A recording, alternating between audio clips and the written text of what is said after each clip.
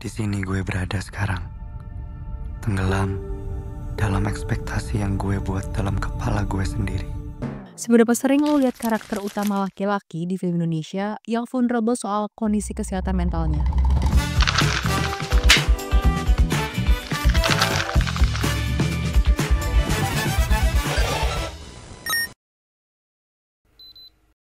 Berbeda dari dua film sebelumnya yang disutradarai Umay, karakter utama dalam Perayaan Mati Rasa diperankan oleh laki-laki. Film ini nyeritain Ian, anak sulung yang berusaha ngejar karirnya dalam bermusik. Dibandingkan Uta yang udah sukses dan bikin orang tua bangga, Ian merasa nggak ada papanya. Dia juga menjauhkan diri dari keluarga.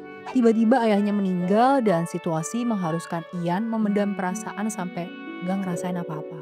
Sebenarnya film ini berasal dari ketakutannya Umay. Setiap filmmaker tuh harus menceritakan apapun yang jujur menurut mereka. Tiap hari, gue tuh takut kehilangan emak bapak gue. Umay menyampaikan ketakutannya lewat karakter Ian yang kehilangan sosok ayah dan harus menghadapi duka saat kondisinya lagi nggak baik-baik aja.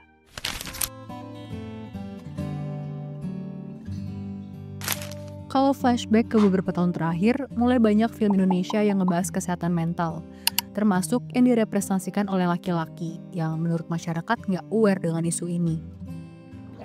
Tapi nggak jarang, karakter-karakter itu masih melanggengkan stigma soal kesehatan mental. Laki-laki harus kuat dan nggak perlu ngungkapin emosi biar dinilai maskulin. Dibanding mengekspresikan dan mencari bantuan, mereka justru agresif, melakukan kekerasan, atau hal-hal yang merusak diri sendiri dan relasinya dengan orang lain. Kayak Norman Bates di Psycho, Jason Voorhees di Friday the 13th, dan Hannibal Lecter di Silence of the Lambs. Di balik representasi itu, ada sejarah panjang soal stigma kesehatan mental laki-laki dalam film. Di 1970-an, karakter laki-laki yang punya isu kesehatan mental disebut lemah, gak bisa ngejalanin hidupnya dan gak berguna buat masyarakat. Narasinya lebih banyak mendikte laki-laki buat jadi pria sejati.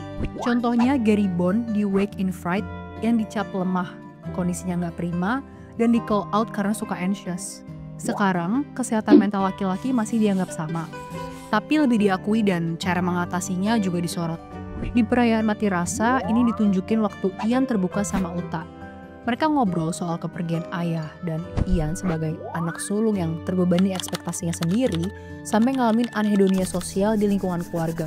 Gak komunikatif dan jarang hadir buat keluarga demi ngejar mimpi. Kalau bareng teman-teman bandnya pun, Ian sekedar manggung tanpa benar-benar hadir. Di sini, Umay melawan stigma bahwa laki-laki nggak aware dengan kesehatan mental dan nggak bisa mengekspresikan emosi. Dengan cerita ke Uta, Ian jadi nggak menanggung bebannya sendiri dan dia ngerti orang tuanya nggak punya ekspektasi apapun. Bahkan bisa dibilang, Ian anak kesayangan ayahnya dan ayahnya juga yang ngajarin bahwa laki-laki perlu jujur sama perasaannya sendiri.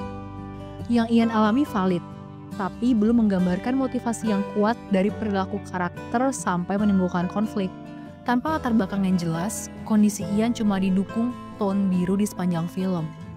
Warna ini ngegambarin depresi, kesedihan, dan mengisolasi diri yang dialami karakter.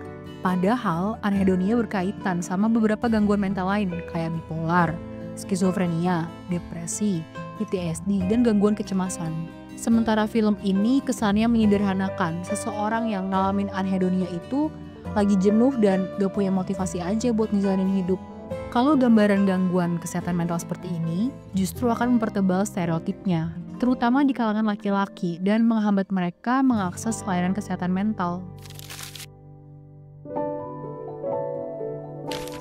Coba kita lihat cuplikan wawancara berikut. Dasarnya kita nggak mau jadiin isu ini cuma sebagai gimmick aja sih. Atau tempelan doang Iya, gitu. Tapi lebih kepada kita mau ngasih suara lebih besar lagi terhadap isu yang lagi penting dan harus disuarakan gitu loh. Dari film pertamanya, Cinemaco Pictures punya concern sama kesehatan mental. Ini nggak luput dari Prilly dan Umay yang adalah generasi Z. Sebagai yang lahir di era internet, mereka lebih terpapar soal kesehatan mental dibandingkan generasi sebelumnya. Makanya di beberapa film panjangnya, Umay mengangkat isu ini. Bisa dibilang film-film yang ia sutradarai jadi eye-opener untuk isu kesehatan mental. Dengan menormalisasi pembahasannya, seenggaknya bisa meningkatkan kesadaran penonton. Tapi nampilin isunya aja nggak cukup. Filmmaker yang mengangkat isu ini punya tanggung jawab memotret kesehatan mental dengan tepat. dari gejala, penyebab, dan cara menangani yang gak cuma terapi tapi membentuk support system. Soalnya, film berperan membentuk persepsi dan memengaruhi perilaku publik. Misalnya, memotivasi penonton untuk mengenali kondisi dirinya, mencari bantuan, dan lebih berempati dengan orang lain.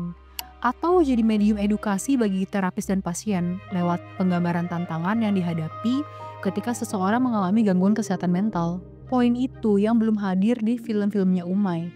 Di Kukira Kau Rumah, Niskala si karakter utama mengalami gangguan bipolar.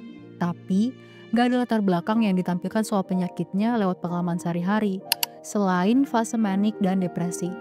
Bahkan masih melekat stigma, orang dengan gangguan kesehatan mental akan melakukan self-harm dan percobaan bunuh diri.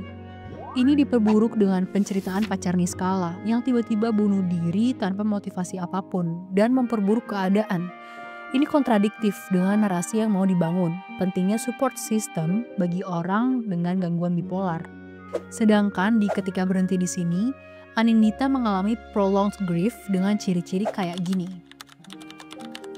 Sebenarnya nggak ada proses berduka yang linear, tapi selama 8 tahun karakter Anindita nggak beradaptasi ataupun dapat bantuan dari profesional.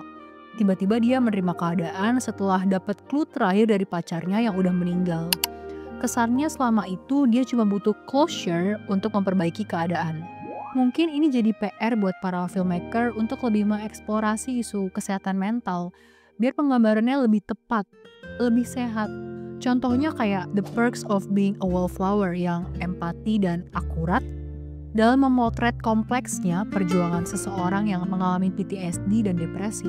Karena dasarnya kita nggak mau jadiin isu ini cuma sebagai gimmick aja sih. Atau tempelan doang gitu. Kalau menurut kamu, film-film ini udah ngegambarin kesehatan mental dengan tepat belum? Atau kamu punya rekomendasi lain? Komen di bawah ya. Jangan lupa like dan subscribe YouTube Magdalene. Kamu juga boleh share film atau topik apapun tentang film yang menurut kamu menarik dibahas dalam bungkus. Sampai jumpa di video berikutnya.